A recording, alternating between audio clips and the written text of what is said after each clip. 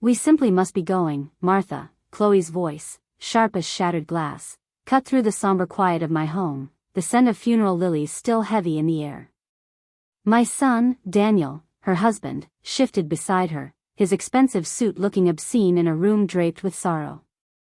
Yes, Mom, he chimed in, his eyes darting towards the door. It's getting awfully late, and Chloe's birthday dinner, well, the reservations are fixed, you understand. I stared at them, the words catching in my throat like barbed wire, my heart a leaden weight in my chest. My Arthur, his father, wasn't even resting an hour in the cold earth. Reservations? I finally managed, my voice a hoarse whisper that trembled with a grief so profound it threatened to swallow me whole. Your father, Daniel, the man who gave you life, who loved you beyond measure, is gone. We just laid him to rest, and you speak to me of dinner reservations? Chloe sighed, a theatrical display of impatience, her perfectly manicured hand patting Daniel's arm. Martha, we've expressed our condolences, truly. But life does go on. It's my special day, after all. Then Daniel, my own flesh and blood, uttered the words that would forever be seared into my soul, the words that ripped the last vestiges of my composure to shreds. Look, Mom, I get it, you're upset, but Dad's gone. There's nothing more we can do for him now, is there? His tone was dismissive, edged with an irritation that felt like a physical blow. He actually glanced at his watch, a gesture of such monumental disrespect that the air crackled. Today is my wife's birthday, he declared, his voice hardening, and I am not going to waste this entire day, this special day for Chloe, moping around for some old-timer who's already dead and buried. We have plans, and we're sticking to them. The words, some old-timer, echoed in the stunned silence, each syllable a hammer blow against the fragile remnants of my heart. An old-timer. My Arthur. The love of my life, the bedrock of our family, reduced to an insult, a piece of refuse to be swept aside for a birthday celebration. The fury that rose in me was a volcanic eruption, hot and blinding. Get out, I commanded, the words low, guttural, vibrating with a rage I never knew I possessed. Get out of this house, which your father built with his bare hands, a house you now defile with your presence. Get out, both of you. Daniel actually flinched, a flicker of something unreadable in his eyes, but Chloe simply smirked, a chilling, reptilian twist of her lips. They turned, a united front of callous indifference, and I thought, for a fleeting, naive second, that the worst was over. But then, Chloe paused at the doorway, her silhouette framed against the fading light, and delivered her parting shot, a vial of pure venom.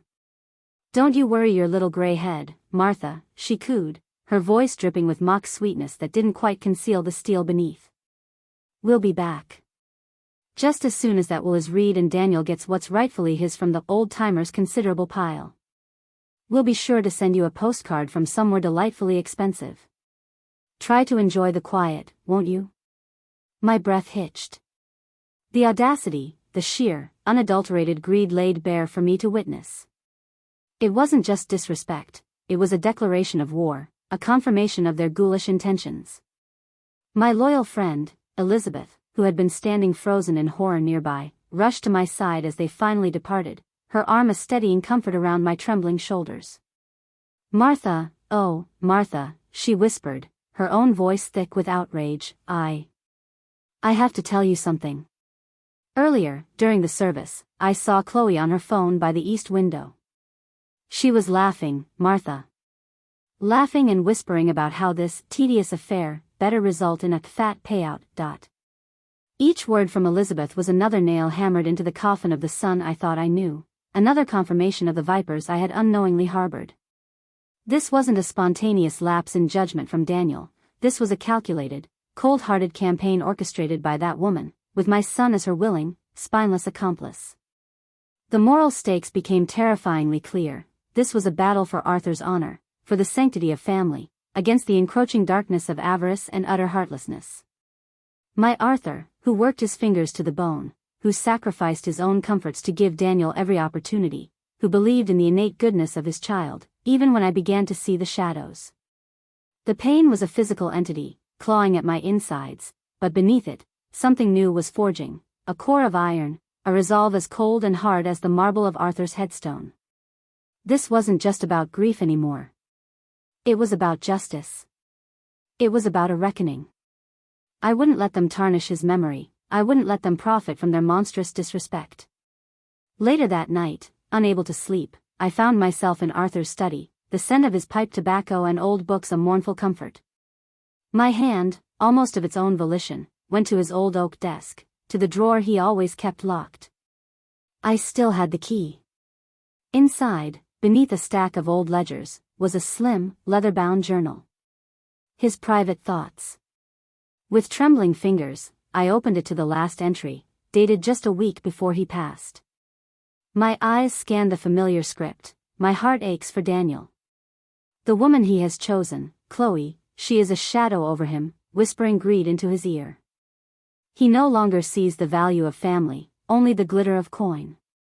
If he does not find his way back from this precipice, if he continues to dishonor the love and sacrifices made for him, then I fear, for his own soul and for Martha's protection, that drastic measures concerning his inheritance must be taken.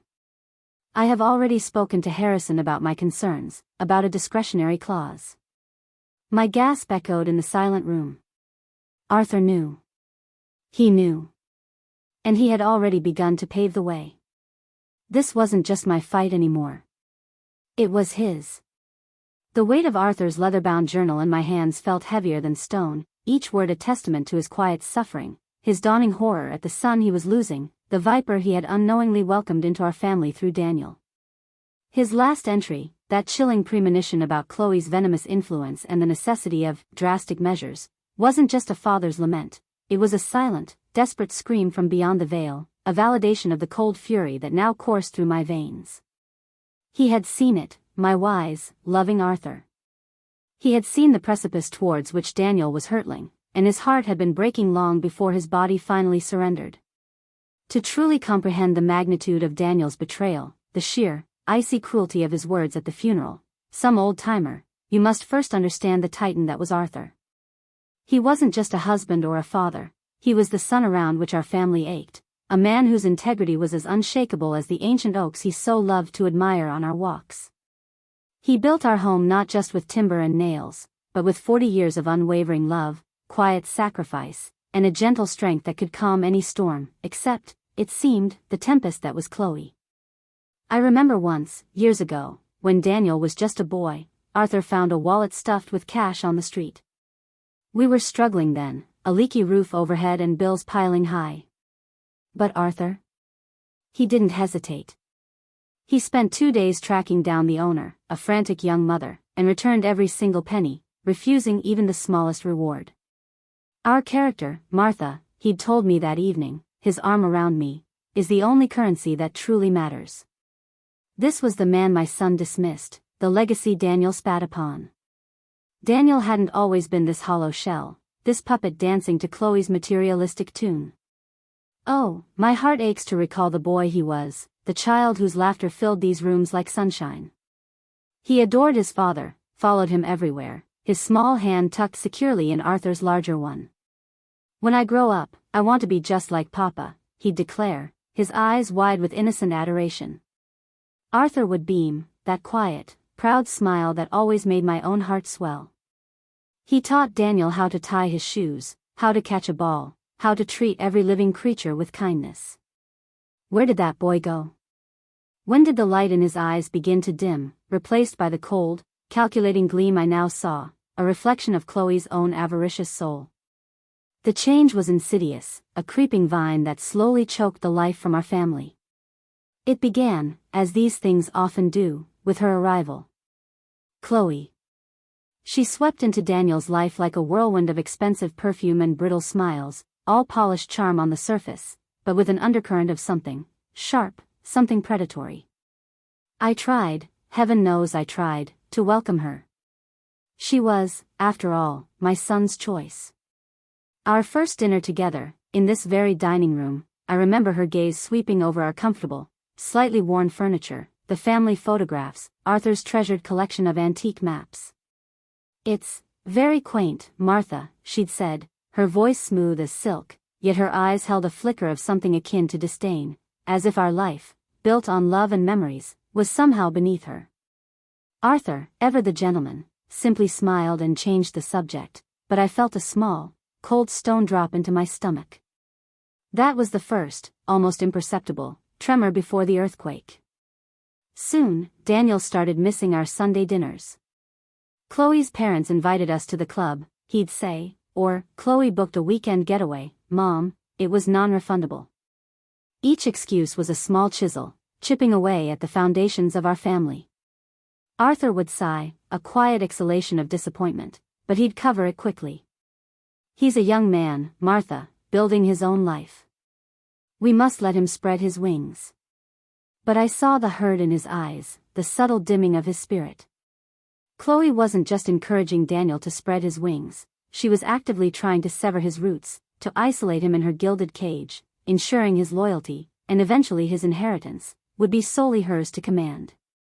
The first real confrontation, the first time I saw the true extent of Chloe's manipulative power and Daniel's catastrophic weakness, was during Arthur's 60th birthday.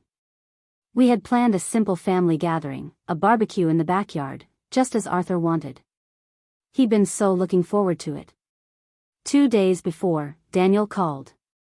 "Mom, we can't make it," he announced, his voice tight, unnatural.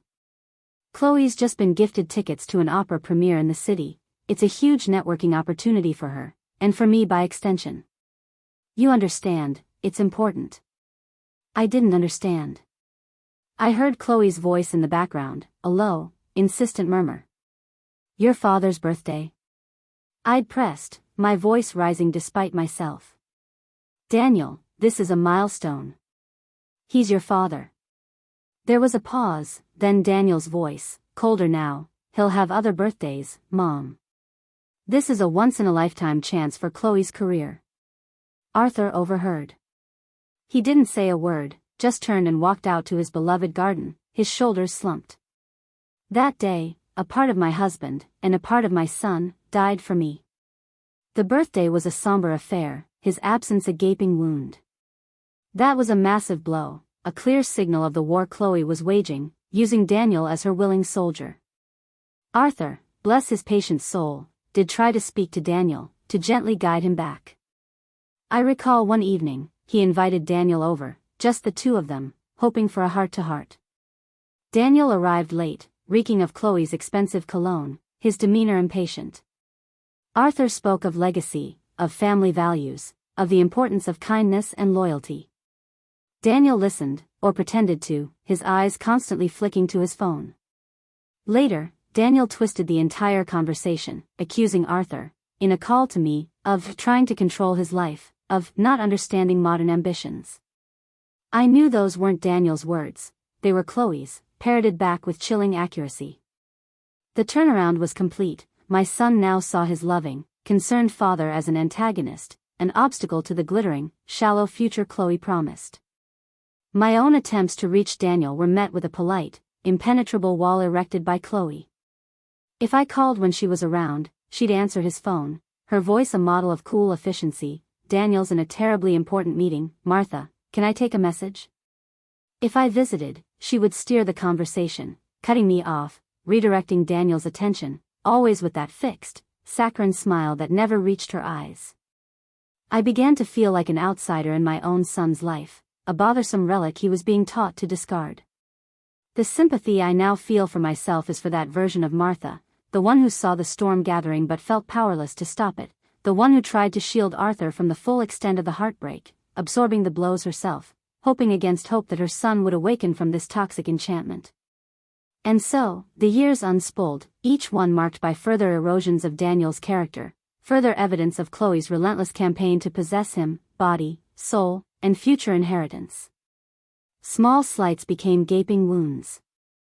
Forgotten anniversaries, dismissive comments about Arthur's failing health, an increasing obsession with money and status that mirrored Chloe's own.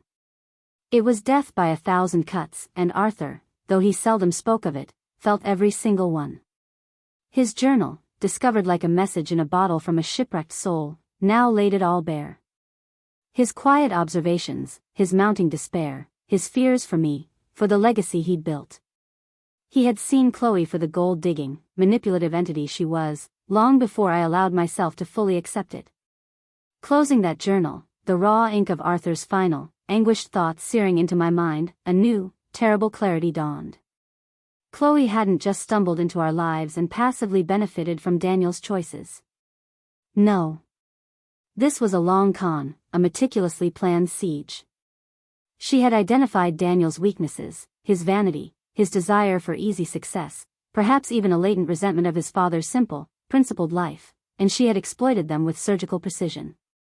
The funeral, his callous words, Chloe's vile parting shot about the inheritance, it wasn't a sudden aberration. It was the triumphant culmination of her years-long strategy. The sheer, calculated cruelty of it stole my breath, but it also solidified my resolve into something akin to tempered steel. They had mistaken my grief for weakness. They had mistaken Arthur's gentle nature for obliviousness. They were about to learn, in the most public and permanent way possible, just how catastrophically wrong they were. My fight for Arthur's honor was just beginning, and I now held his silent endorsement, his final, desperate plea, in my very hands. The discovery of Arthur's journal, his final, heartbreaking testimony to Daniel's descent and Chloe's insidious manipulation, was like a key turning in a rusted lock. It didn't just unlock my grief, it unleashed a torrent of cold, righteous fury, a clarity so sharp it cut through the fog of sorrow that had enveloped me since Arthur's passing. His words, penned in his familiar, steady hand, were a sacred directive, a father's desperate plea for his legacy, and for my protection. He had seen the viper in our nest, had felt her poison seeping into the heart of our son, and he had, with his last vestiges of strength, tried to warn me, to arm me. The fight wasn't just mine anymore, it was a solemn duty I owed to Arthur's memory, a final act of love to shield his life's work from the grasping, undeserving hands of those who had so callously dismissed his very existence. The following morning, the journal clutched in my hand like a shield, I drove to Mr. Harrison's office. The city seemed sharper, colder, the faces of strangers indifferent to the storm raging within me. Mr. Harrison, Arthur's lawyer and friend for over 30 years, greeted me with his customary gentle sympathy, his office a hushed sanctuary of mahogany and old leather. But I was not there for platitudes or comforting murmurs.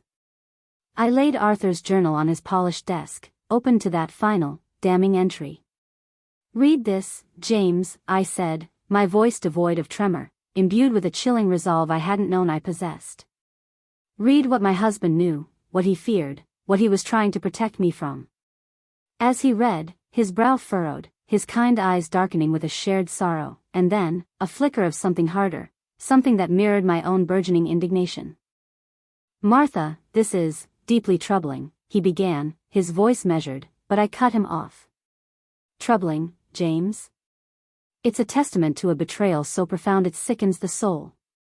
My son, Daniel, stood over his father's fresh grave and called him an old-timer, eager to rush off to his wife's birthday party. His wife, Chloe, then had the audacity to sneer about the inheritance, about how they'd be back for their fat payout. I recounted Chloe's venomous parting words, Elizabeth's horrifying observation of her laughing during the service. Mr. Harrison listened, his expression growing grimmer with each revelation. He knew Arthur's wishes, the discretionary clause they had discussed, a safeguard against the very calamity that had now befallen us. Yet, even he seemed momentarily stunned by the sheer, unadulterated callousness of it all. The first true shockwave, the first undeniable proof of the conspiracy beyond Arthur's fears and my own anguished observations, came not from my words, but from a discovery Elizabeth made later that week. While helping me sort through some of Arthur's financial papers, a task I couldn't yet face alone, she found a series of unusual credit card statements and bank transfers. Large sums, withdrawn or spent in the last 6 months of Arthur's life, coinciding with the period his health had taken its sharpest decline. Purchases at high-end boutiques I knew Arthur would never frequent, cash advances from ATMs near Daniel and Chloe's trendy apartment, restaurant bills from establishments that reeked of Chloe's extravagant tastes. My blood ran cold. They hadn't just been waiting for him to die, they had been actively draining him while he was still alive, preying on his generosity, his failing awareness, his boundless love for a son who was, in truth, already lost to them. "Martha, look at this," Elizabeth had whispered, her face pale, handing me a receipt for a diamond tennis bracelet costing more than Arthur's entire first year's salary. It was dated just 3 weeks before his death, a time when he was barely lucid, when I was spoon-feeding him broth and praying for a miracle. Chloe. It had to be Chloe, using Daniel, perhaps even forging Arthur's signature or manipulating him in his weakened state. This wasn't just disrespect, this was theft, elder abuse, a betrayal so vile it left me breathless. The conspiracy wasn't just deepening, it was a monstrous abyss, and Daniel and Chloe were gleefully dancing on its edge, assuming their final, grand inheritance would cover all their sordid tracks. Mr. Harrison, upon seeing this new evidence, his face hardened into a mask of professional outrage. "This changes things, Martha," he said, his voice tight. "This is no longer just about disrespect. This is potentially criminal."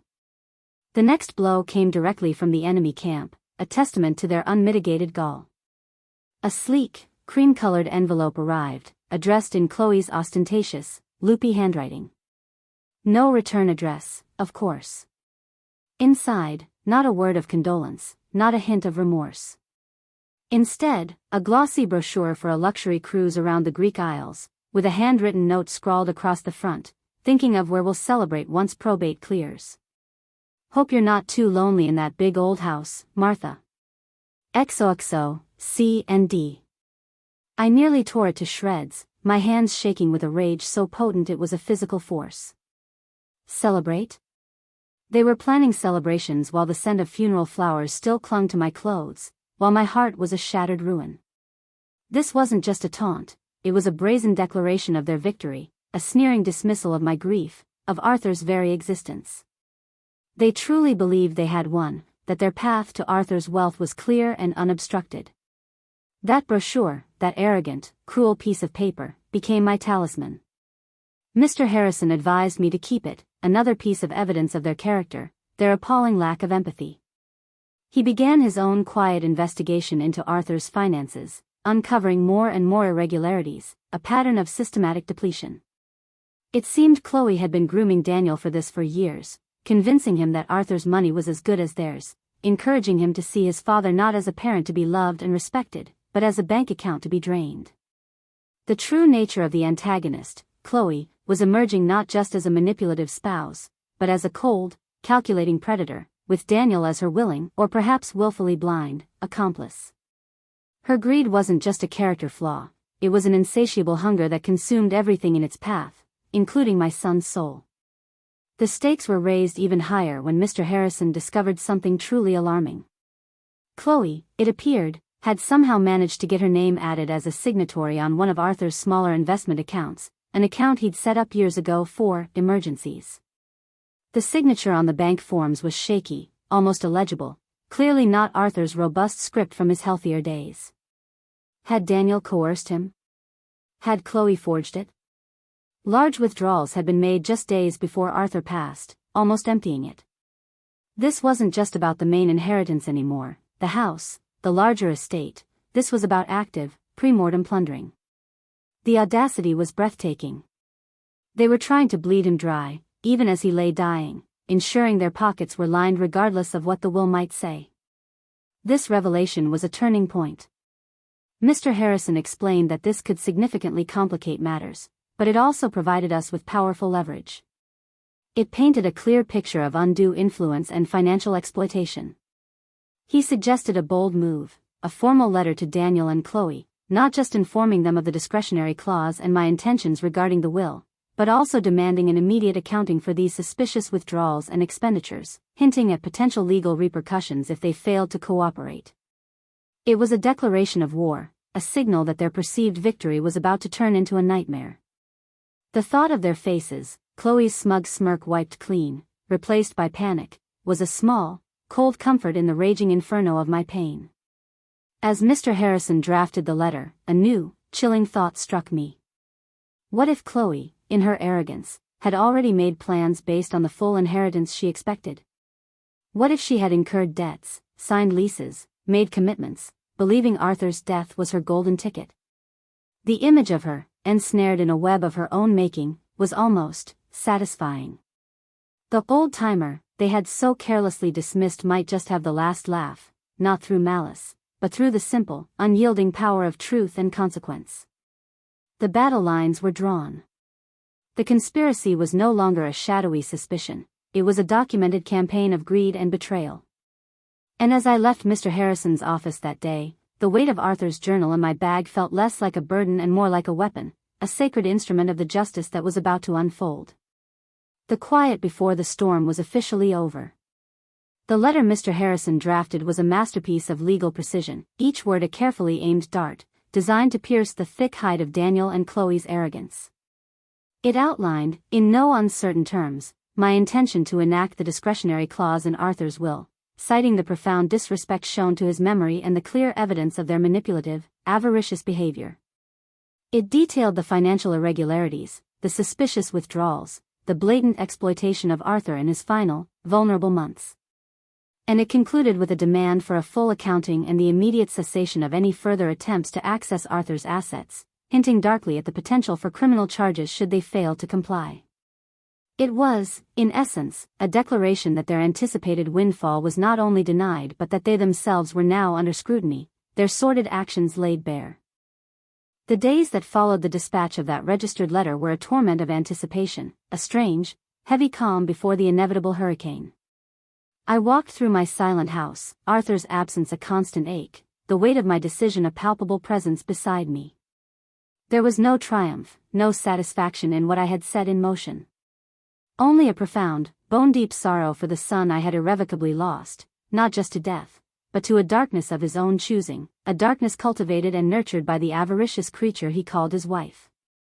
Sleep offered little respite, my nights filled with fractured memories, Daniel as a laughing child, his hand clutching Arthur's, contrasted with the sneering stranger who had dismissed his father as an old-timer. Had I done enough? Was there a moment, a word, a different path I could have taken to save him from himself, from her? The questions gnawed at me, a relentless chorus of maternal guilt and profound regret. Elizabeth, my rock, my steadfast friend, tried to comfort me. She'd sit with me for hours, her quiet presence a balm to my raw nerves, never judging, never offering easy platitudes. She understood the war raging within me, the agonizing conflict between a mother's enduring love and the unyielding demand for justice, for the honor of a beloved husband. You did what Arthur would have wanted, Martha, she'd say softly, her hand covering mine. You did what you had to do. Some betrayals cut too deep to be ignored, some lessons can only be learned through the harshest of truths.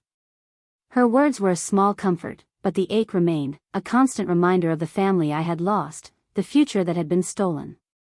The all is lost moment, my personal breaking point, arrived on a bleak, rain-swept Sunday afternoon, about a week after the letter had been sent. The silence from Daniel and Chloe was deafening, a void more terrifying than any angry outburst. Had they received it? Were they plotting their counterattack? Or were they simply so ensconced in their bubble of arrogance that they hadn't even bothered to open it? The house felt cavernous, each tick of the grandfather clock in the hall amplifying my isolation. I found myself in Arthur's study, surrounded by his books, his pipes, the lingering scent of his presence. The grief, the anger, the crushing loneliness, it all coalesced into an unbearable wave of despair. I sank into his worn leather chair, the sobs racking my body, a desolate, heartbroken woman who had lost her husband and, in every way that mattered, her only child. Was this my future? A life sentence of solitude, haunted by ghosts and betrayed by the living? For a fleeting, desperate moment, I almost reached for the phone to call Mr. Harrison, to tell him to stop, to undo it all. But then, Chloe's smug, cruel face flashed in my mind, her voice dripping venom as she spoke of the fat payout, and the image of Daniel, callously dismissing his father's memory. The weakness passed, replaced by a renewed, albeit grim, resolve. Mr. Harrison called the following Tuesday. They have it, Martha, he said, his voice calm, professional. The registered letter was signed for yesterday morning. By a C. Webster. That would be Chloe, I presume. My heart hammered against my ribs. The fuse was lit. The countdown had begun. I imagined the scene, Chloe, perhaps, snatching the official-looking envelope from Daniel, her eyes, like a magpie's, scanning for the gleam of expected wealth. I pictured her tearing it open, her initial excitement, the dawning confusion as she read not of an inheritance, but of an investigation, of demands, of potential legal ruin. The smugness would curdle, the arrogance would shatter, replaced by the screeching panic of a cornered rat. The thought brought no joy, only a weary sense of inevitability. They had sown the wind, now, they would reap the whirlwind. The silence continued for another 48 hours, an almost unbearable tension that stretched my nerves to their breaking point. I jumped at every phone call, every unexpected noise. Elizabeth stayed with me, a silent sentinel, her presence a small anchor in the churning sea of my anxiety. Then, on Thursday evening, as a storm raged outside, mirroring the tempest in my soul, the phone finally rang. An unfamiliar number, a disposable prepaid perhaps? My hand trembled as I answered. It wasn't Daniel. It wasn't Chloe. It was a man's voice, slick and overly confident, identifying himself as Mr. Alastair Finch, legal counsel for Mr. and Mrs. Daniel Webster. My blood ran cold. They had lawyered up. Of course, they had. Chloe wouldn't face this alone, she'd find some shark to fight her battles, to try and bully me into submission. Mr. Finch, with an oily charm that set my teeth on edge, attempted to dismiss Mr. Harrison's letter as an unfortunate misunderstanding, an emotional overreaction from a grieving widow. He blustered about Daniel's unwavering love and devotion to his father, a claim so preposterous it was almost laughable, had the situation not been so dire. He spoke of amicable resolutions and protecting Daniel's rightful inheritance from undue influence. The sheer audacity of it, to accuse me of undue influence after what they had done, after the evidence of their systematic plundering. I listened in stunned silence, gripping the receiver so tightly my knuckles were white. He was trying to intimidate me, to paint me as a hysterical, vindictive old woman. He clearly had no idea of the steel that now formed my spine, the evidence Mr. Harrison had meticulously gathered, or the righteous fury of a wife and mother pushed beyond her limits. When he finally paused for breath, I found my voice, cold and steady. Mr. Finch, I said, there is no misunderstanding. Your client's actions were despicable, their disrespect for my late husband unforgivable, and their financial dealings highly questionable, if not outright criminal. My lawyer, Mr. James Harrison, has all the necessary documentation. Any further communication should be directed to him. And tell your clients, Mr. Finch, tell Daniel and Chloe, that this is not a game. Their rightful inheritance, as you so quaintly put it, is no longer their concern. They made their choices. Now, they will live with the consequences. I could almost hear his smirk falter, a flicker of surprise in his oily tone as he realized I wasn't the crumbling widow he expected. He tried to interject, to bluster further, but I simply replaced the receiver, my hand surprisingly steady. The first shot had been fired in their counteroffensive, but it had glanced off harmlessly. The true breaking point, however, the moment the ground truly began to crumble beneath Daniel and Chloe's feet, was yet to come. That call from their lawyer was just a smokescreen, an attempt to gauge my resolve. The real panic, I sensed, was still brewing, festering behind their arrogant facade. The letter from Mr. Harrison wasn't just about the will, it was about the demand for an accounting of the missing funds, the threat of exposure, of public humiliation, of potential criminal charges. That was the barb that would truly sting, the fear that would drive them to desperation.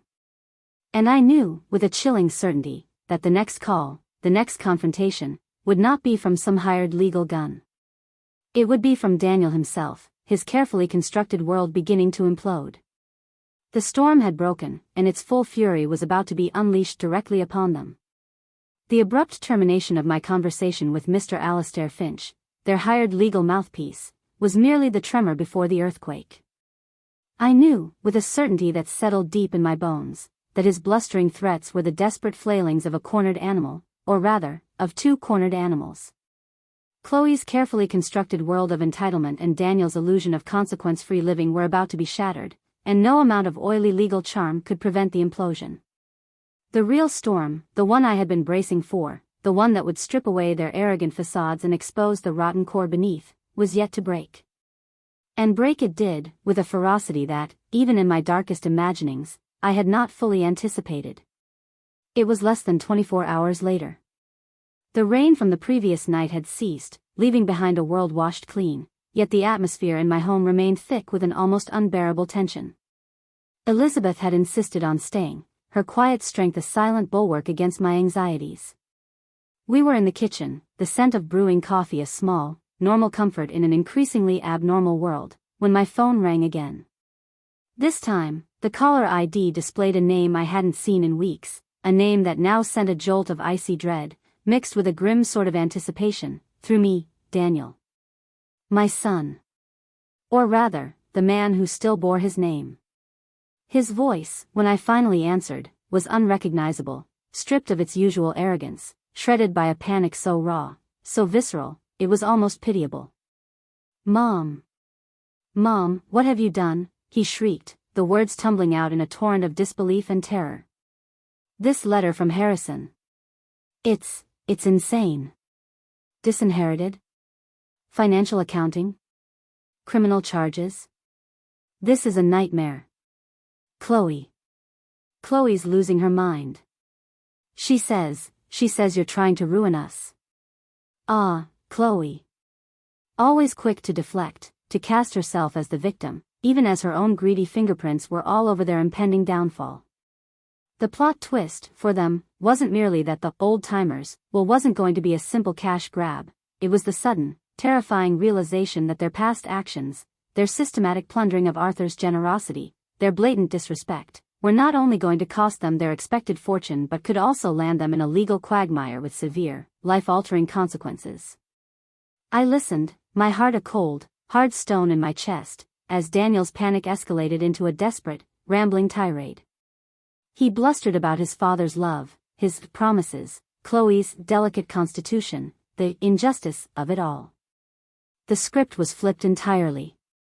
The confident, dismissive son who had sneered at his father's memory was gone, replaced by a whimpering, terrified stranger, his voice cracking with a fear he could no longer conceal. And Chloe? I could hear her in the background, her voice a shrill, hysterical screech, not of grief or remorse, but of pure, unadulterated fury at the sudden evaporation of her anticipated wealth. Tell her we'll fight this, Daniel, she shrieked. Tell her she can't do this to us. That old man owed us. He owed you. Owed them? My Arthur, who had given them everything, owed them nothing but the consequences of their own despicable choices. The game-changing information, the true twist of the knife for them, wasn't just the disinheritance from future wealth. It was the immediate, tangible threat to their current lifestyle, a lifestyle built on Arthur's money and the expectation of more to come.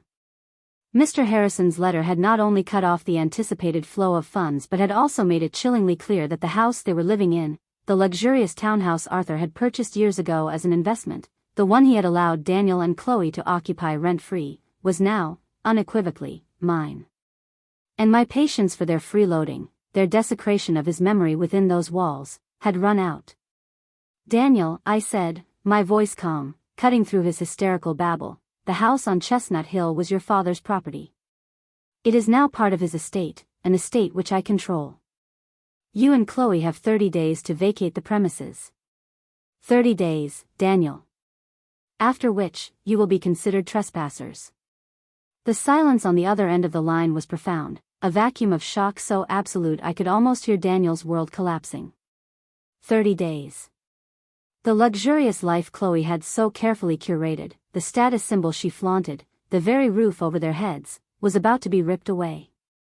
This was the plot twist they had never anticipated, the sudden, brutal collision with reality. Their inheritance wasn't just some abstract future sum, it was the foundation of their entire existence, and I had just pulled the rug out from under them. Daniel finally choked out a strangled, 30 days? Mom, where are we supposed to go? We can't. Chloe, the mortgage on her condo, we were using Dad's money to supplement. His voice trailed off, the dawning horror of their financial recklessness, their utter dependence on Arthur's generosity, finally hitting him with the force of a physical blow. And then came the secondary twist, the revelation of Chloe's true, reptilian nature, even to Daniel. As the reality of their impending homelessness and financial ruin began to sink in, her screeching in the background shifted from outrage directed at me, to venom directed squarely at him. "You idiot, Daniel!" I heard her scream, her voice raw with fury. "You told me he was a doting old fool. You told me his money was as good as ours. You let that old witch outmaneuver you. This is all your fault. You've ruined everything. I didn't sign up for this. I didn't sign up to be poor because of your spineless incompetence." The speed with which she turned on him, the man she supposedly loved, the moment the money dried up, was breathtaking in its brutality. Her alliance, her love, was purely transactional, and with the transaction now void, her loyalty had evaporated like morning mist. Daniel's subsequent calls, and there were several over the next few days, were increasingly desperate, increasingly pathetic. The bluster was gone, replaced by a pleading, whimpering tone that turned my stomach. He confessed, amidst broken sobs, that Chloe was indeed blaming him for everything, that she was already looking at apartments, for one. She had called him a failure, a disappointment, a weakling who couldn't even manage his own mother. He was experiencing the full force of her contempt, the icy disdain of a gold digger whose mine had suddenly run dry. He had no allies left. His so-called friends, the ones who had flocked to him when he was flush with Arthur's perceived wealth, had vanished. He was utterly alone, adrift in a sea of his own making, with the woman he had chosen over his own family now revealed as his most vicious tormentor. The dramatic tension was almost unbearable. The 30-day eviction notice was a ticking clock, each passing day a step closer to their public humiliation, their forced descent from their self-constructed pedestal. Daniel tried everything, tearful apologies, hollow promises of changed behavior, even clumsy attempts to manipulate my maternal guilt. "Mom, please," he'd whine, "don't do this to your only son. Think of what Dad would want." The irony was almost too much to bear. Arthur would want his legacy protected from their greed, his memory honored, not desecrated. He had foreseen this, had warned of this, in his own quiet way. The old-timer had indeed been wiser than they could ever comprehend. Then, on the 29th day, with the eviction looming like a guillotine, the doorbell rang. It was late, the sky bruised purple with an impending storm. Elizabeth, ever vigilant, peered through the curtains. "It's Daniel, Martha," she whispered, her voice tight with apprehension. "He's alone. And he looks broken." My heart lurched. This was it. The final confrontation, the culmination of weeks of escalating tension. I steeled myself, took a deep breath, and opened the door. There he stood, a ghost of his former self, rain-soaked, disheveled, his expensive clothes hanging limply on his thinner frame. The arrogance was gone, replaced by an aura of utter desolation. His eyes, when they met mine, were hollow, haunted. He opened his mouth, his voice a hoarse, broken whisper, "Mom, please. I have nowhere else to go." The mighty had fallen, and the breaking point had shattered him completely. There he stood, my son, Daniel, a specter of his former self, framed in the doorway against the bruised and stormy sky, uttering those 5 desperate words, "Mom, please. I have nowhere else to go." The arrogance that had been his shield, his weapon, was utterly gone, shattered into a million pieces, leaving behind only a hollow-eyed, rain-soaked man teetering on the precipice of utter desolation. For a treacherous moment, the mother in me, the one who had cradled him, nursed his childhood fevers, and dreamt his youthful dreams alongside him, felt a pang, a reflexive urge to pull him from the storm, to offer solace. But the image of Arthur, my beloved Arthur, dismissed as an old-timer, and Chloe's venomous sneer as she plotted to plunder his legacy, rose like an unyielding bulwark against that maternal instinct. This was not a storm he had accidentally wandered into, this was a hurricane of his own making, a reckoning he had invited with open arms. "Nowhere to go, Daniel?" I repeated, my voice devoid of the warmth it once held for him, now as cold and unyielding as the marble of his father's tombstone. "You had a home, a beautiful home your father provided. You had a family. You chose to desecrate that home with disrespect, you chose to sever those family ties with your cruelty and greed. What did you expect? That the consequences would simply evaporate because you finally found yourself inconvenienced? He flinched as if struck, his gaze dropping to the sodden welcome mat, a portrait of abject misery. He mumbled something about Chloe, about her having changed the locks on her condo, about her screaming that he was dead weight, a failed investment, before slamming the door in his face. So, the viper had finally shed her skin completely, abandoning her co-conspirator now that his value had plummeted to zero. A bitter, ironic justice, but it brought me no comfort, only a deeper weariness. I did not invite him in. I could not. To do so would be to betray Arthur, to betray myself, to render meaningless the painful stand I had taken. The 30 days are up tomorrow, Daniel, I stated, my voice flat, devoid of emotion I fought to suppress. The eviction notice stands. You are no longer welcome in your father's house, nor, I'm afraid, in mine. You have squandered every last shred of goodwill, every last ounce of familial obligation. You must find your own way now. This is the path you chose. He looked up then, his eyes wide with a dawning, uncomprehending terror, like a child abandoned in a dark forest. But, Mom, where? What am I supposed to do? He whispered, his voice cracking. That, I replied, the words tearing at my own soul even as I uttered them, is a question you should have asked yourself before you chose a birthday party over your father's funeral. And then, with a resolve that cost me more than he would ever know, I slowly, deliberately, closed the door, leaving him alone in the storm. The sound of that door clicking shut was perhaps the most difficult, most definitive sound of my life. Elizabeth, who had witnessed the exchange in horrified silence, rushed to my side, her arms enfolding me as the strength finally deserted my limbs. I didn't weep, not then. I was too numb, too hollowed out. The reckoning had begun, not just for Daniel, but in a way, for me too, the final, brutal severing of a bond one had once believed unbreakable. The following days were a blur. Mr. Harrison arranged for the locks on the Chestnut Hill property to be changed immediately.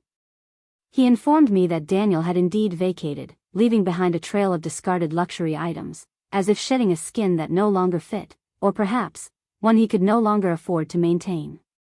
There was no further word from him, no more desperate calls, just a vast, echoing silence. News of Chloe, however, trickled in through the grapevine, as it often does in close-knit communities.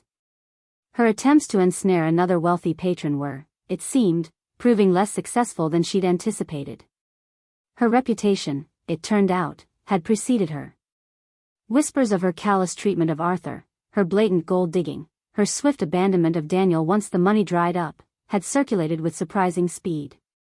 She was seen, Elizabeth told me, looking increasingly frantic, her designer clothes a little less pristine, her arrogant demeanor tinged with a desperation she couldn't quite conceal. She had, it appeared, overplayed her hand, her cruelty and greed becoming her own undoing. The universe, it seemed, had its own way of balancing the books, even for creatures like Chloe. Weeks turned into a month, then two. I focused on putting my life, and Arthur's estate, in order. I started volunteering at the local hospice, the one where Arthur had spent his final days, finding a strange solace in offering comfort to others nearing the end of their journey. It was there, one crisp autumn afternoon, that I saw him. Daniel. He was working, not as a patient liaison, but as an orderly, mopping floors, his movements slow, deliberate, his face etched with a weariness that went far beyond physical exertion. He wore a simple, faded uniform, a stark contrast to the tailored suits he once favored. He didn't see me. He was focused on his task, his shoulders slumped, the ghost of his former arrogance entirely extinguished. My heart constricted. This was a fall from grace so profound, so public, it was almost biblical. The entitled son, now scrubbing the floors of the very institution where his father had drawn his last breath. I didn't approach him. I couldn't. But the image of him, humbled, toiling in anonymity, stayed with me. Was this genuine remorse? Or merely the grim acceptance of a man who had lost everything? A few weeks later, Mr. Harrison forwarded me a letter. It was from Daniel. The envelope was cheap, the handwriting hesitant, almost childlike. Inside, There was no plea for money, no demand for reinstatement into the will, no excuses for his past behavior. It was short, just a few lines, painfully scrawled. "Mom," it began, "I visit Dad's grave every Sunday. I clear the leaves. I talk to him. I tell him how sorry I am. For everything. I know sorry isn't enough. It will never be enough. But I wanted you to know. Daniel." That was it. No return address, just his name. The letter was a small, almost imperceptible crack in the wall of ice that had formed around my heart. It wasn't absolution, not by a long shot. But it was something. A flicker of the sun I thought was lost forever. A sign that the harsh lessons were beginning to penetrate his thick skull, that the reckoning was not just about punishment, but about the painful, arduous journey towards understanding. I reread those simple, unadorned words, searching for a hint of the old manipulation, the self-serving motives. But all I found was a stark, unvarnished expression of regret, a quiet acknowledgement of a debt that could never truly be repaid. The path ahead for him was still long, shrouded in uncertainty, but for the first time since that horrific day at the funeral, a sliver of something other than anger or grief stirred within me. It wasn't hope, not yet. But it was the faintest whisper of a possibility, a question mark at the end of a chapter one had believed to be irrevocably closed. The reckoning was far from over, but perhaps, just perhaps, it was also a beginning. Daniel's brief, painfully scrawled letter, with its stark admission of sorrow and its mention of his solitary vigils at Arthur's grave, was a seed planted in the frozen ground of my heart. It did not bloom overnight, nor did it melt the glacier of grief and betrayal that had encased me. But it was there, a tiny, persistent anomaly in the barren landscape of my emotions towards him. Weeks bled into months. The raw agony began to dull, replaced by a heavy, enduring ache. I continued my work at the hospice, finding a measure of purpose in easing the final journeys of others, a stark contrast to the turmoil that had marked Arthur's last days, exacerbated by the looming shadow of Daniel and Chloe's greed. The silence from Daniel persisted, broken only by the occasional, brief report from Mr. Harrison that Daniel was, indeed, still employed as an orderly, still living in some small, rented room, a pariah in the world he once so arrogantly occupied. The true catalyst for our final, unavoidable confrontation arrived with the first anniversary of Arthur's death. A year. 365 days since my world had irrevocably fractured. The pain was as fresh as if it were yesterday, yet muted by the passage of time, by the grim necessities of survival. I knew I had to visit Arthur, to sit with him, to feel his presence in the quiet sanctuary of the cemetery. Elizabeth offered to accompany me, but this was a pilgrimage I needed to make alone. The air that morning was crisp, autumnal, the leaves turning to fiery shades of crimson and gold, a beautiful, poignant reminder of life's fleeting nature. As I approached Arthur's resting place, my arms laden with his favorite white roses, I saw a solitary figure already there, his back to me, shoulders slumped, head bowed. Daniel. He was different. Thinner, yes, the expensive cut of his former clothes replaced by a simple, worn jacket, but it was more than that. There was an air of quiet humility about him, a profound weariness that seemed to emanate from his very core. He wasn't clearing leaves this time, or just standing awkwardly. He was on his knees, his hand resting gently on the cool granite of the headstone, as if trying to absorb some lingering essence of the father he had so grievously wronged. He didn't hear me approach, lost in his own private Gethsemane.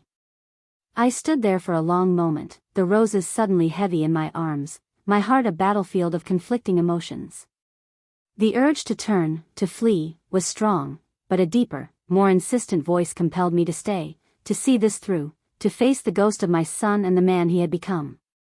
"Daniel," I said, my voice softer than I intended, yet it cut through the quiet air like a shard of glass. He startled, scrambling to his feet, his face a mask of surprise, then shame, then a kind of resigned dread.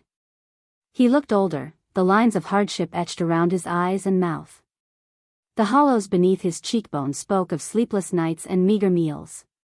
This was not the arrogant stranger from the funeral, nor the panicked creature from my doorstep. This was someone else, someone beaten down by life, by consequences, by the crushing weight of his own guilt. Mom, he breathed, his voice hoarse. I didn't expect. I can go. He made a move to leave, to efface himself, as if his very presence was a contamination. No, Daniel. Stay, I found myself saying, the word surprising even me. It's his anniversary. We're both here for him. We stood in an awkward, charged silence for what felt like an eternity, the unspoken words, the years of pain, the monumental betrayal, hanging heavy between us. Finally, he spoke, his voice barely above a whisper, his gaze fixed on the headstone. I come here every week, Mom. Sometimes more. I talk to him. I tell him I was a fool. A blind, arrogant, selfish fool. I tell him how Chloe twisted everything, how she fed my ego, my greed, how she made me believe that his love, your love, was conditional on what you could give me. He paused, swallowing hard. But she didn't make me say those words, Mom. She didn't make me choose her birthday over him. That was me. All me. This was it. The confession. Not a demand, not an excuse, but a raw, unvarnished admission of his own culpability. The role reversal was complete. He stood before me, stripped of all pretense, all arrogance, a supplicant not for money or position, but for, what? Understanding? Absolution? He didn't dare ask for forgiveness. Chloe, he continued, his voice thick with a bitterness that was clearly self-directed, she was a mirage, Mom. A beautiful, glittering illusion that promised everything and delivered nothing but ruin. She told me Dad's illness was an inconvenience, a drain on our future. She convinced me that his money was already ours, that we were entitled to it. She even helped me practice how to ask him for more, when he was too sick to understand, too weak to refuse. The casual cruelty of that admission, the calculated exploitation of his dying father, sent a fresh wave of nausea through me. She had me get his signature on bank forms when he could barely hold a pen. Mom, Daniel choked out, the words tumbling over each other now, as if a dam had burst. She'd guide his hand, whispering sweet nothings to him, while her eyes were fixed on the account balances. The tennis bracelet, the trips, the investments that never materialized, it was all her, planning, plotting, spending his money before he was even gone. And I let her. I stood by and let her because I was weak, because I was greedy, because I wanted the life she promised me, a life I was too lazy and too morally bankrupt to earn for myself. All the secrets, all the sordid details Mr. Harrison had uncovered, now laid bare by the perpetrator himself, his voice laced with a self-loathing that was palpable. He wasn't sparing himself, wasn't trying to mitigate his guilt. He was finally, brutally, honest. I listened, my face impassive, though inside, a storm of emotions raged.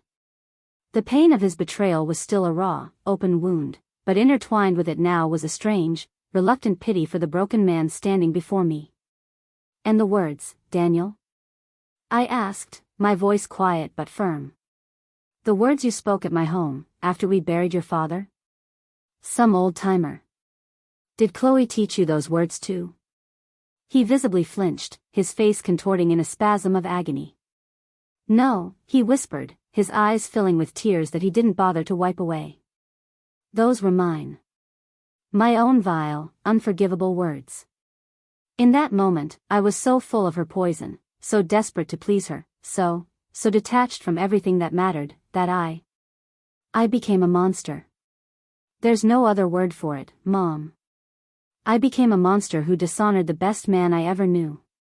He sank to his knees then, not in supplication to me, but as if the weight of his confession was too much to bear standing. I don't expect you to forgive me, Mom, he said, his voice ragged, addressing the granite stone as much as me. I don't deserve forgiveness. From you, or from him. I needed you to know. I needed to say it. I live with it every day, every night. The shame, the regret, it's a constant companion. Chloe's gone, vanished from my life like the bad dream she was. The money's gone. The fancy apartment, the cars, the friends, all gone. And I deserve it. I deserve all of it, and more. This was the dramatic justice, not meted out by a court of law, but by the relentless, unforgiving tribunal of his own conscience. His downfall was complete, his arrogance pulverized into dust. I looked at him, this shattered remnant of my son, kneeling at his father's grave, the raw anguish of his confession hanging in the crisp autumn air. The anger, the fury that had sustained me for so long, felt different. Not gone, perhaps, but tempered by the undeniable evidence of his profound, soul-deep remorse. This wasn't a performance. This was the agonizing rebirth of a conscience. I didn't offer him comfort, no easy words of absolution. The damage was too deep, the betrayal too profound for that. But as I laid my white roses on Arthur's grave, my hand brushed his, still resting on the stone. He looked up, his tear-streaked face a question. I simply met his gaze, holding it for a long moment, a silent acknowledgement of his pain, his confession. The showdown was over. The truths were out. But what came next, what fragile, uncertain path lay ahead, remained shrouded in the mists of an unknown future. The air between us was still thick with the ghosts of the past, but perhaps, just perhaps, a single ray of a different, more complex light was beginning to pierce through the darkness. The raw, unvarnished anguish of Daniel's confession at Arthur's grave, that first anniversary of a loss that still cleaved my soul, did not magically mend the shattered fragments of our family. There was no sudden embrace, no easy words of forgiveness that could instantly erase years of calculated cruelty, of monumental disrespect. The damage inflicted was too profound, the betrayal too deeply embedded in the marrow of my bones. Yet, as I stood there, his tear-streaked face a testament to a conscience finally, agonizingly awakened, something did shift within me. It wasn't absolution, not for him. Perhaps it was a flicker of recognition for the immense, solitary battle he was now waging against the demons of his own making, a battle fought in the desolate landscape of shame and regret. The showdown, in its most visceral sense, was over. The truths, like shards of broken glass, lay scattered between us, glittering painfully in the autumn light. So, what is the enduring message from this harrowing saga, this tapestry woven from threads of love, betrayal, and the agonizing consequences of choices made in blindness and greed? It is a lesson as ancient as the mountains, as whispered in the rustling leaves of generations past, that the bonds of family, particularly the reverence owed to those who gave us life and nurtured our beginnings, are sacred. They are not trinkets to be discarded for fleeting pleasures, nor are they entitlements to be exploited by hearts corrupted by avarice. To honor your father and your mother is not merely a suggestion, it is the bedrock upon which a life of integrity, of true richness, is built. When that bedrock is deliberately fractured, when the wellspring of familial love is poisoned by selfishness, the ensuing devastation, as you have witnessed, is absolute and far-reaching. My son, Daniel, learned this lesson not through gentle instruction, but through the brutal, unforgiving crucible of loss. He had to lose everything, his wife, his home, his inheritance, his status, his self-respect, before he could even begin to glimpse the immeasurable value of what he had so carelessly thrown away. The path to any semblance of redemption for him has been long, arduous, and walked in an isolation of his own creation. There was no miraculous restoration of his fortune, no sudden reinstatement into the comfort and privilege he once took for granted. Arthur's will remained as I had decreed, the bulk of his material wealth channeled into the charities he had cherished, a testament to his enduring generosity, and a small trust, carefully managed, for any future grandchildren, should they ever materialize and prove themselves worthy of his legacy. Daniel continued his work as an orderly at the hospice. For years. He scrubbed floors, emptied bedpans, offered quiet comfort to the dying, his hands, once soft and accustomed to luxury, now calloused and worn from honest, humbling labor. He never asked me for anything. He lived in a series of small, threadbare rooms, his existence a stark contrast to the opulence Chloe had craved. He continued his weekly visits to Arthur's grave, tending to it with a quiet devotion that spoke more eloquently than any apology. Occasionally, very occasionally, our paths would cross at the hospice. A brief nod, a fleeting, sorrowful glance. The chasm between us remained, vast and deep, but the raw animosity had slowly, almost imperceptibly, begun to be filled not with forgiveness, but with a kind of weary, mutual acknowledgement of a shared, enduring tragedy. One particularly bleak winter evening, years after that confrontation in the cemetery, I found myself working a late shift at the hospice. A fierce blizzard raged outside, and I was stranded. As I was preparing to spend an uncomfortable night in the staff lounge, Daniel appeared, his shift having just ended. He looked at me, then at the raging storm, a flicker of his father's quiet concern in his eyes. "Mom," he said, his voice still hesitant, still carrying the weight of his past, "you can't stay here. My room, it's not much, but it's warm. And there's a spare blanket. I can sleep on the floor." It was the first direct offer of kindness, of selfless consideration, he had extended in over a decade. I saw not the monster he had been, nor the broken shell, but a man, flawed and scarred, tentatively reaching out from the wreckage of his life. I accepted.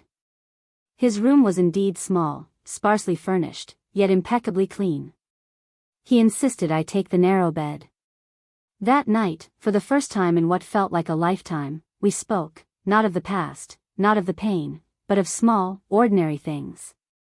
It was not a reconciliation, not a healing, but perhaps, the faintest glimmer of a new, fragile understanding, a testament that even from the deepest abyss, the human spirit can, with time and genuine remorse, begin to claw its way back towards the light. And Chloe? Her fate was a more predictable, though no less tragic, tale. Her beauty, her currency, began to fade, her manipulative charms wearing thin as her reputation for cruelty and avarice preceded her. The wealthy patrons she sought became wary, her attempts to secure a new investment proving increasingly futile. Last I heard, through the ever-churning rumor mill, she was living a life far removed from the luxury she so desperately craved, her days marked by bitterness and a string of fleeting, unsatisfactory alliances, a lonely figure forever chasing a glittering mirage that always remained just out of reach. She became a living embodiment of the truth that a life built on greed and the exploitation of others is a hollow edifice, destined to crumble into dust, leaving behind only emptiness and regret.